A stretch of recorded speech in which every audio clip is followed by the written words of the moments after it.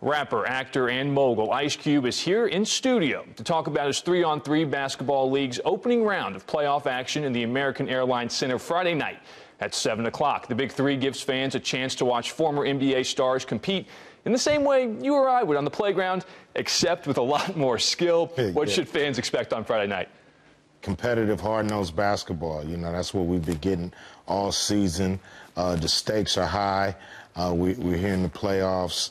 These guys are fighting to go to Brooklyn and play for the championship. So I expect hard-nosed basketball, like you said, like we used to do on the playground, with a lot more basketball IQ. These guys will be dunking instead of touching the net. Without a doubt. What are some of the guys, the names we'll see out there?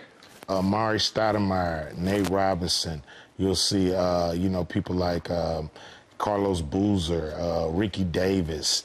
Man, we got some great names. Steven Jackson, Deshaun Stevenson, who's a, you know, ex-Maverick. Brian Scalabrine, Chris Man, Bird Anderson, you know. That's the name I wanted to make sure you got in there. I was going to say if you did. Davis, you know. There you go. Yeah. I noticed last week in Atlanta, you guys had a pretty star-studded lineup of guests courtside. Anyone Dallas fans should be looking out for? I mean, ain't no telling. You know, we letting all, you know, ex-Cowboys and Mavericks get in free. So if you an ex-Cowboy or Maverick, come on down, man, and be down with the Big Three. I know y'all got a game on Saturday, but come on down. Yeah, take it easy, come watch some basketball. Yeah, for sure. Rumor is you chose Dallas for the playoffs this year because of the fan support last year. Can you confirm that? Yeah, that's exactly why we're here. You know, Dallas, they showed up and they showed out last year. You know, packed house. You know, thanks to Mark Cuban for letting us use the arena and really helping us pack it in. And so we was like, this year, let's take the playoffs to Dallas. Let's get him, you know, a meaningful game that's really with a lot on the line. And you know, we got a hometown favorite as one of the coaches, Nancy Lieberman. She's the coach of Power, who's our #1 seed. It's a 3-on-3 league. You're in your second year. Yes. How's it going?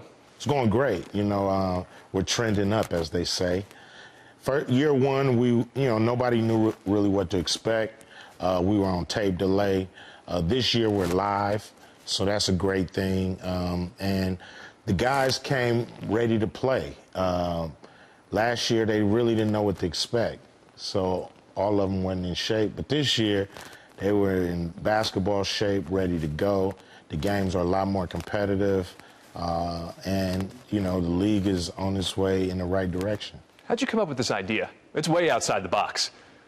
Just being a fan. You know, I've been a fan of the 3-on-3 game, you know, just playing basketball. Who's not? You know, we've probably played more 3-on-3 than 5-on-5 in our life. So I always wondered why it wasn't elevated, you know, to the professional level. And so that idea lay dormant in my head for years. Really?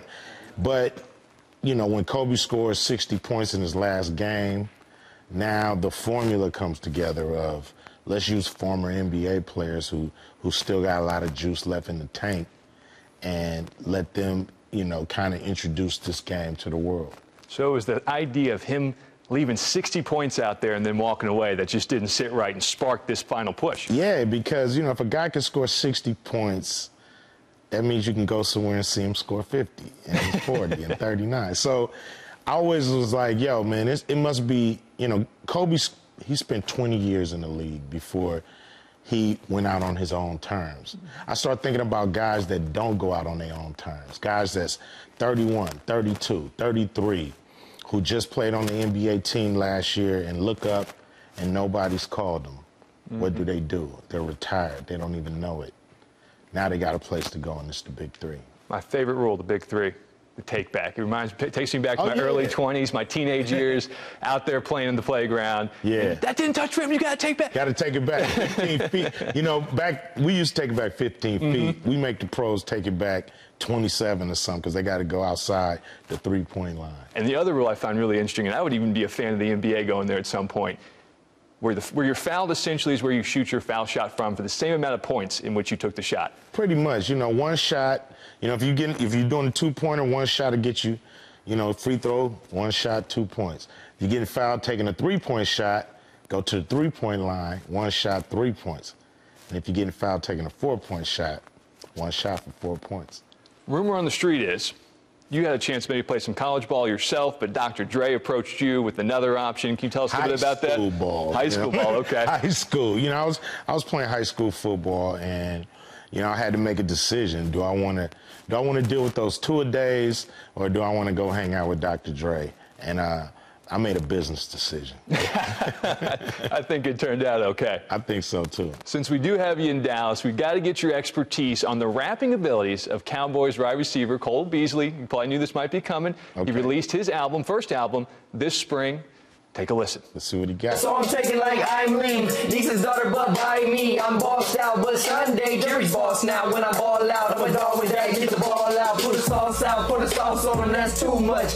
Rapping can't do much, gotta go harder, it's too much, all cause of stigma. I reply with this first enigma, gotta listen back just to learn the picture. My first description, make the earth to spin before the verse can hit them. On the first was skin of what's against what's in of us rap elites, but actually it only took one to revert the system. Get them, look at how I curve the rhythm, just squirting venom like a nervous cobra with no one. You know if that's working with them, still I blow up fast. Got flow. You got flow. I mean, the audio wasn't great. You know, I love to hear the record, but it sounded like you got flow. Okay. Yeah. Should you keep playing on Sundays for the time being, or what? Oh, yeah, he should definitely go get that money on Sunday, but get in the studio, too, man. Be creative. Nothing wrong with that. He was adamant, and I found this interesting. He said that he is a rapper first, or a rapper who plays football, as opposed to a football player who raps. That's right. Hey, man, you got to own it. You know, it's like a writer. You can't say, you know, I think I'm a writer. You either a writer or you're not. You either a rapper or you're not. Good advice. Again, the games get going Friday night at 7 o'clock in the American Airlines Center. How can people get tickets? Oh, man, big3.com/tickets. It's an affordable ticket, 4 games for the price of 1. You can bring your own family. You know, our tickets are $20 or less, and it's just great. Good stuff. Thank you very much. We appreciate your time with Ice Cube. I'm Matt Yurus for CBS 11 News.